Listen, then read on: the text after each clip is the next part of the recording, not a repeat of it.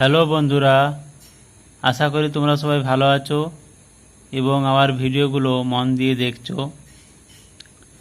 আজ আমরা একটা ইম্পর্টেন্ট টপিকস ইনঅর্গানিক কেমিস্ট্রির ফাজার্স রুল বা এটাকে বলে কি covalent character of ionic bond, এই নিয়ে আলোচনা করব। তো দেখো, প্রথমেই লেখা হয়েছে কি covalent character of ionic bond, অর্থাৎ আয়নিক বন্ড যে পুরোপুরি যে আয়নিক হয় তা কিন্তু ঠিক নয়।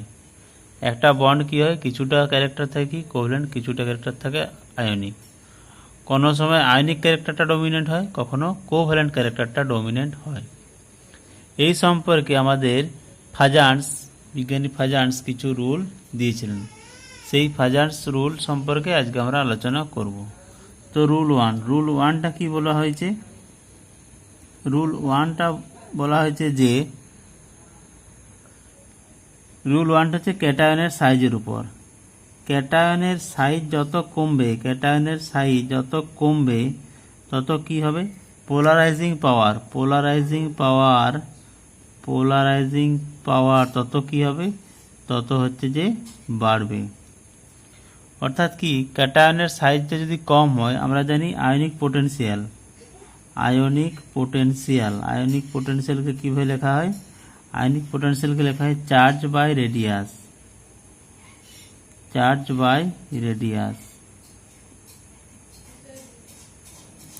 তাহলে এখানে দেখতে পাচ্ছ কি, যে রেডিয়াসটা যত কম হবে, রেডিয়াসটা বা সাইজটা যত কম হবে তত কি হবে, এই আয়নিক পোটেনশিয়ালকে লেখা হয় ফাই দিয়ে। এই আয়নিক পোটেনশিয়াল কি হবে, বেশি হবে। যখনই আয়নিক পোটেনশিয়াল ভ্যালুটা বেশি হবে তখনই পোলারাইজিং পাওয়ার মানে হচ্ছে যে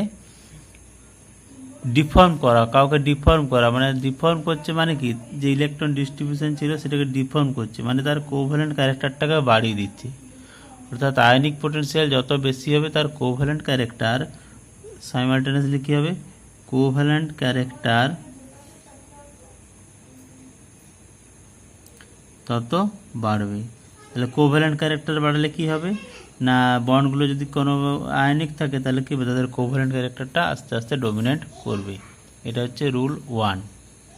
এবার হচ্ছে রুল টুটা কি বলেছে? রুল টু বলেছে ক্যাটায়নের চার্জ অফ দি ক্যাটায়ন,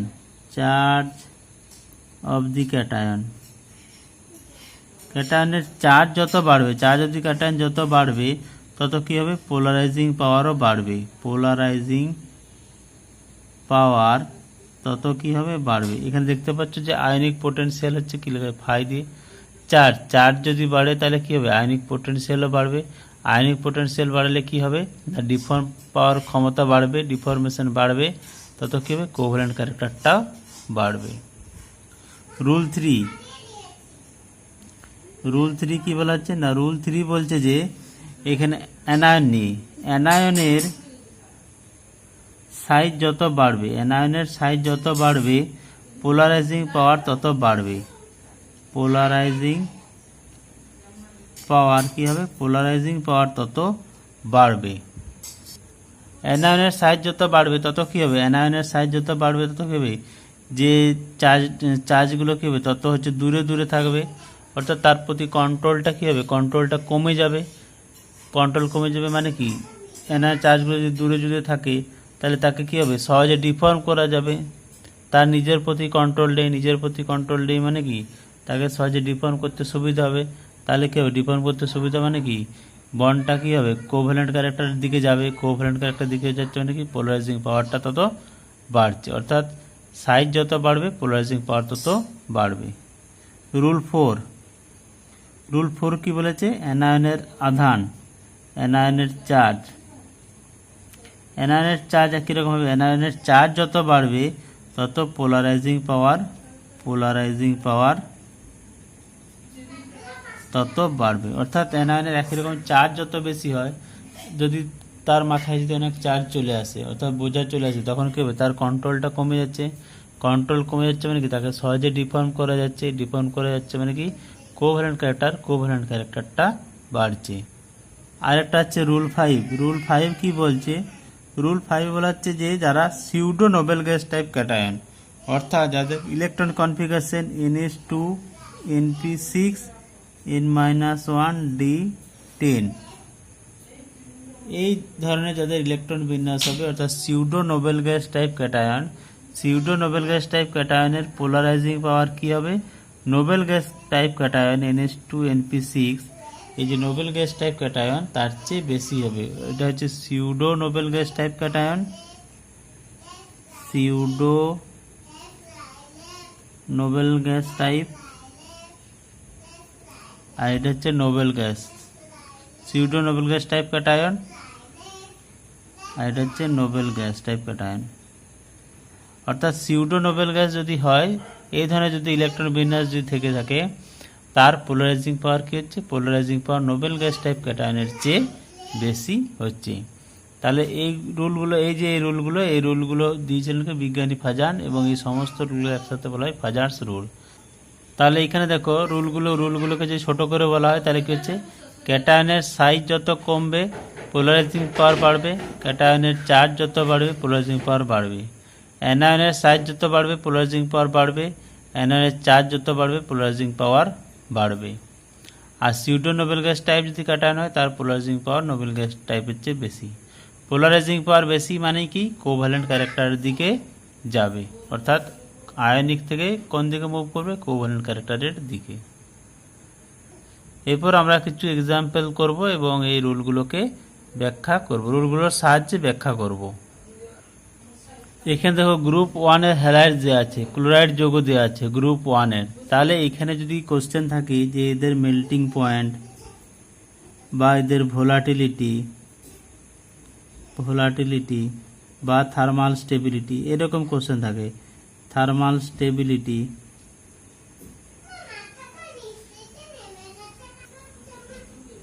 এখানে দেখো গ্রুপ 1, এই যে গ্রুপ 1 এর যে হ্যালাইড যৌগগুলো আছে, lithium chloride, sodium chloride, potassium chloride, rubidium chloride, caesium chloride, এই হ্যালাইড যৌগগুলো যদি বলা হয় যে মেল্টিং পয়েন্ট বা বয়লিং পয়েন্ট, ভোলাটিলিটি বা থার্মাল স্টেবিলিটি বা সলিউবিলিটি, এর অর্ডার কি বা কোনটার কম কোনটার বেশি হবে, এগুলোকে ব্যাখ্যা করতে হলে আমাদেরকে ফাজার্স রুল কিন্তু সাহায্য নিতে হবে। দেখো এখানে যে গ্রুপ 1 যে এলিমেন্টগুলো আছে, এখানে দেখো অ্যানায়নটা সেম, তাহলে এখানে অ্যানায়নের উপর ডিপেন্ড করবে না, ডিপেন্ড করবে কার উপর? ক্যাটায়নটার উপর। ক্যাটায়নটাকে প্রত্যেকটা lithium ion, sodium ion, potassium ion, rubidium ion, caesium ion. তাহলে এখানে দেখো চার্জও সেম, আবার ক্যাটায়নের কি হচ্ছে? চার্জটা সেম, তাহলে ডিপেন্ড করবে কিসের উপর? ক্যাটায়নের সাইজের উপর। আরেকবার বলছি দেখো, তো এখানে অ্যানায়নটা সেম, প্রত্যেকটা অ্যানায়নই সেম, তাহলে অ্যানায়নের উপর ডিপেন্ড করছে না, যেহেতু অ্যানায়নটা সেম, ডিপেন্ড করছে কি হবে? ক্যাটায়নের উপর। আবার ক্যাটায়নের দেখো চার্জ সেম, তাহলে চার্জ সেম হলে ক্যাটায়নের চার্জের উপর ডিপেন্ড করছে না, কিসের উপর ডিপেন্ড করছে? ক্যাটায়নের সাইজ। তাহলে উপর থেকে নিচে নামলে কি হয়? সাইজ ইনক্রিজ করে, বা নিচ থেকে যদি উপর দিকে যায় তাহলে কি হবে? সাইজ ডিক্রিজ করবে। তাহলে নিচ থেকে উপর দিকে গেলে কি হবে? সাইজ ডিক্রিজ করছে। তাহলে সাইজ যদি ডিক্রিজ করে, তাহলে সাইজ ডিক্রিজ করলে কি হবে? এর সাইজ কম সবচেয়ে, তাহলে সাইজ কি হচ্ছে? বা লিথিয়াম প্লাসের সবচেয়ে কম, sodium plus, potassium plus, rubidium plus, caesium plus. তাহলে সাইজ যেহেতু কম লিথিয়াম আয়নের, তাহলে লিথিয়াম আয়নের সাইজ কম মানে আয়নিক পোটেনশিয়াল কি হবে? আয়নিক পোটেনশিয়াল কি হবে? এর সাইজ কম। আমরা জানি আয়নিক পোটেনশিয়াল ফাই সমান কি? Charge by radius. তাহলে সাইজ হচ্ছে কি? সাইজ হচ্ছে কম, সাইজ কম মানে কি? এর হচ্ছে যে আয়নিক পোটেনশিয়াল বেশি। তাহলে আয়নিক পোটেনশিয়াল কি হবে? Lithium plus, sodium plus, potassium plus, rubidium plus, caesium plus. তাহলে এর আয়নিক পোটেনশিয়াল বেশি। তাহলে আয়নিক পোটেনশিয়াল যদি বেশি হয় তাহলে এর পোলারাইজিং পাওয়ারও কি হবে? পোলারাইজিং পাওয়ার এটাই অর্ডার হবে, lithium plus, sodium plus, potassium plus, rubidium plus, caesium plus. তাহলে পোলারাইজিং